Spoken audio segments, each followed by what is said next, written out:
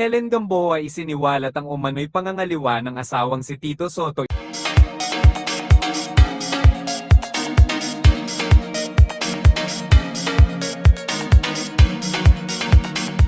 Ang nakakagulat na revelasyon ang ibinunyag ng bitter-anang aktres na si Helen Gamboa matapos niyang isiwalat sa publiko ang umano'y pangangaliwa ng kanyang asawang si Tito Sotto. Ayon kay Helen, matagal na niyang tiniis ang mga usap-usapang may ibang babae ang dating senador. Sa isang eksklusibong panayam, inamin niyang dumating na siya sa puntong hindi na kayang manahimik. Ibinahagi rin niya na labis siyang nasaktan dahil sa pagtataksil ng taong pinakasalan niya ng higit 5 dekada. Samantala, nanatiling tikom ang bibig ni Tito Sotto sa isyong ito at tumangging magbigay ng anumang pahayag. Marami ang nagulat sa pagsabog ng isyong ito dahil kilala ang mag-asawa bilang isa sa pinakamatatag na showbiz couples. Ayon sa mga netizen, tila nagbago ang imahe ni Sotto matapos ang revelasyong ito. Gayunman, nanindigan si Helen na ang kanyang ginawa ay hindi para sirain, kundi para ipaglaban ang katotohanan. Hanggang ngayon, mainit pa ring pinag-uusapan sa social media ang isyong ito. And this are Chika for today mga ka-showbiz, sana nag-enjoy kayo.